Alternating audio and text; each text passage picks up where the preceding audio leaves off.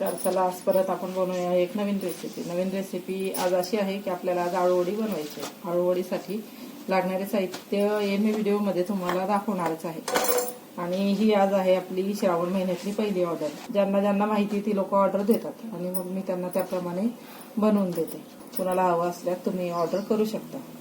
डिस्क्रिप्शनमध्ये मी तुम्हाला नंबर दिलेलाच आहे. तर स्क्रीनवर नंबर शेअर करणार आहे. त्या नंबरवर तुम्ही मला कॉल करू शकता. आता अशा छोट्या छोट्या ऑर्डर येत राहतील. आता चला आपण रेसिपीला सुरुवात करू. शेअर करा, सबस्क्राईब करा, आवडल्यास लाईक नक्की करा.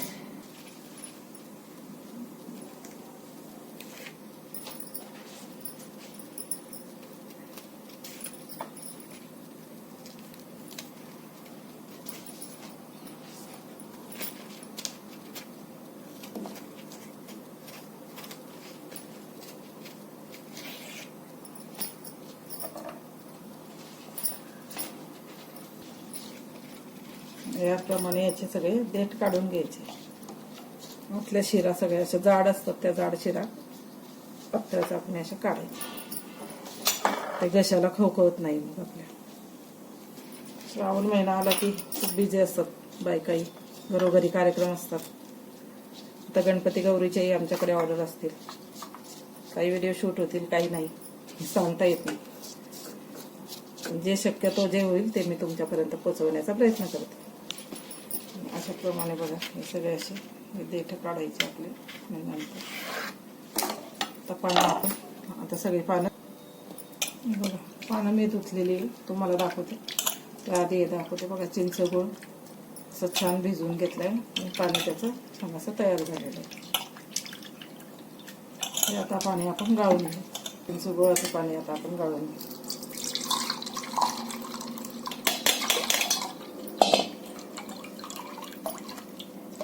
जितकी चिंच त्यापेक्षा थोडा गुळ घालायचा. खूप जास्त गुळ नाही घालायचा, त्यामुळे मग चव बिघडते आणि वडी अशी ओली ओली होते, कुरकुरीत होत नाही. हे प्रमाण बरोबर आहे. तर छान अशी पाने ही धुवून मी निथळून घेतली. आता आपण यासाठी लागणारे साहित्य बघू. 2 वाट्या घेतलेलं आहे डाळीचं पीठ. आळूवडीसाठी लागणारं साहित्य चला त्यामध्ये घालायचं आहे 2 चमचे तांदूळाचे पीठ. हे ऑप्शन आहे, तुम्हाला हवं असल्यास घाला, आवडत नसल्यास नका घाला. त्यात घालायचं आहे हिंग, थोडासा ओवा चवीप्रमाणे, आणि ही आहे तीळ. तीळमुळे आपल्या वड्या छान लागतात. आळूवडी तिळीशिवाय चवीला चविष्ट अशी लागत नाही. चला त्यात घालायचं तिखट.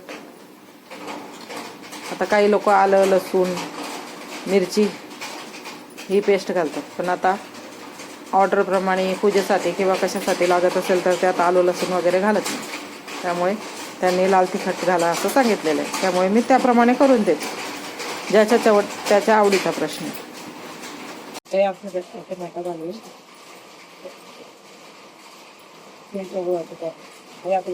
मीठ घालत बघा. तिथे जोरात पाऊस येतो, थोडाही आवाज येत असतो पावसाचा. त्याप्रमाणे मीठ घालतो.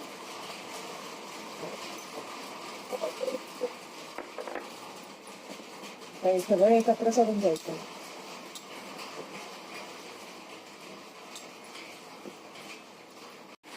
बघा किती पाऊस पडतोय, तुम्हालाही दिसत असेल. खूप आवाज येतो पावसामुळे आणि सततचा अंधार, त्यामुळे व्हिडिओ शूट करता येत नाही. पावसाचे दिवस हे, पाऊस येणार आहे का आपण रेसिपी बनवूया.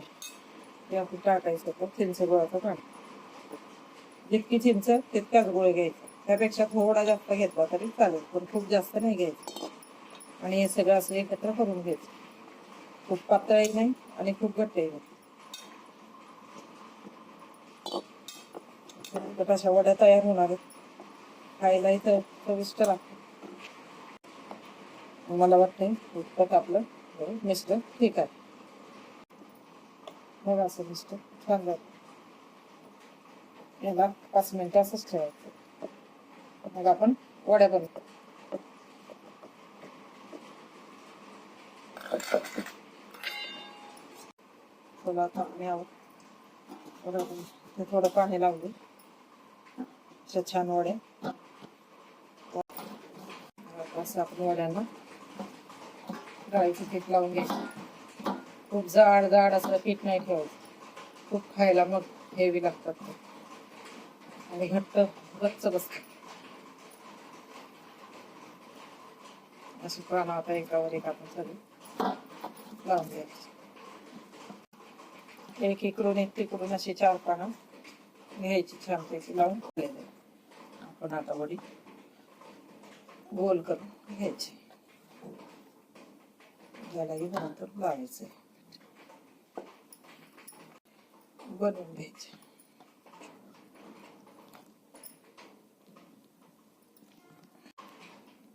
सगळीकडे छान पीठ लावून घ्यायचं आणि गोल वडी तयार करायची.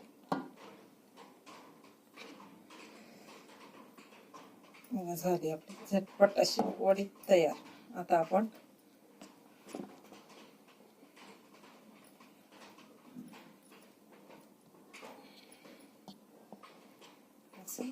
वाफायला ठेवून द्यायचं.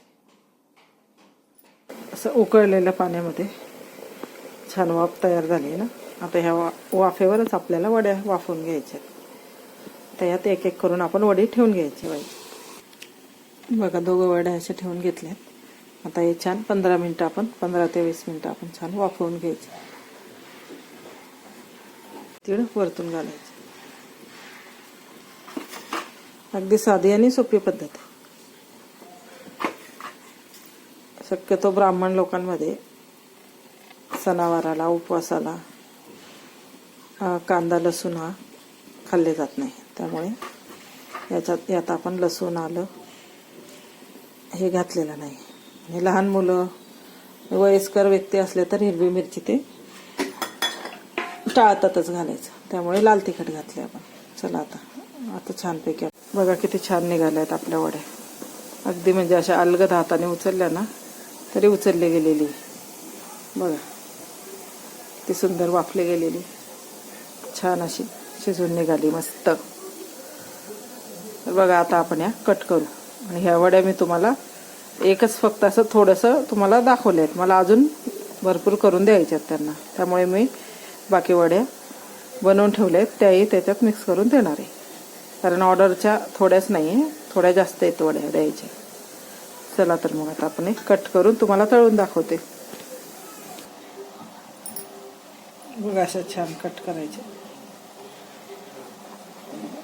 मला आता असं एक एक करून कट करून दाखवते मी.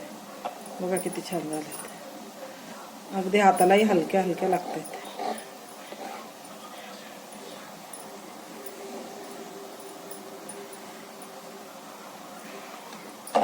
अशा छान एकसारख्या कट करायच्या.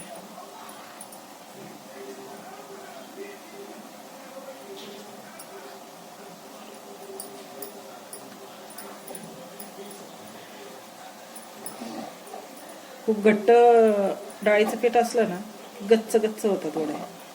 थोडंसं सैलसरच पाहिजे. सैलसर असलं की छान होतात हलक्या फुलक्या.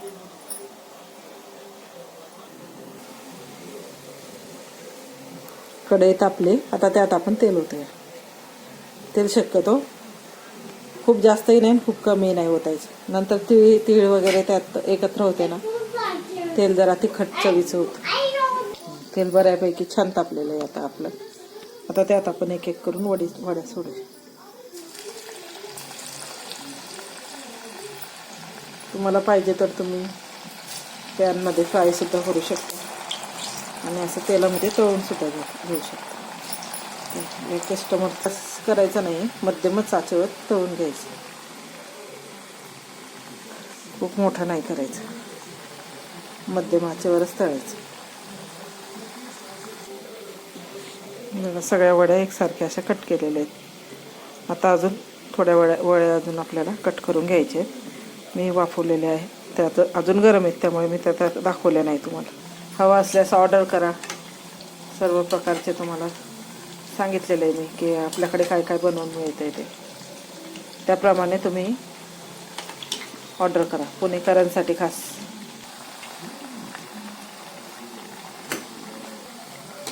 बघा आता किती छान अशा लाल खरपूस तळून झाल्या. आता आपण त्या काढून घ्यायच्या.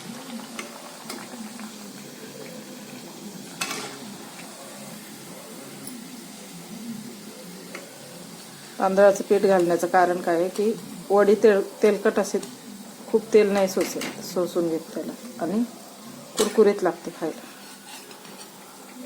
हे तर आवडीचा प्रश्न आहे. कुणाला आवडेल तर घाला किंवा नाही तर नाही. तुम्हाला नसेल आवडत तर तुम्ही नाही घालायची. मग अशा छान खरपूस तळून घ्यायच्या. तसंच आता आपण दुसऱ्याही तळून घेऊ.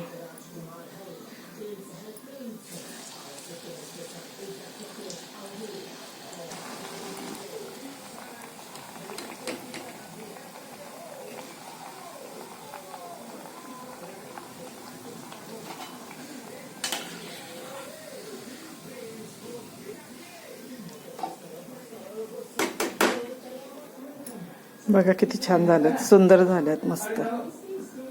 बघा किती छान दिसत आहेत. छान झालेत की नाही कमेंट करून नक्की सांगा. बघा आता मी नंतर यांना पॅक करून देणार आहे. बघा कशा कुरकुरीत झालेत. बघू शकता तुम्ही किती कुरकुरीत आणि छान झालेत.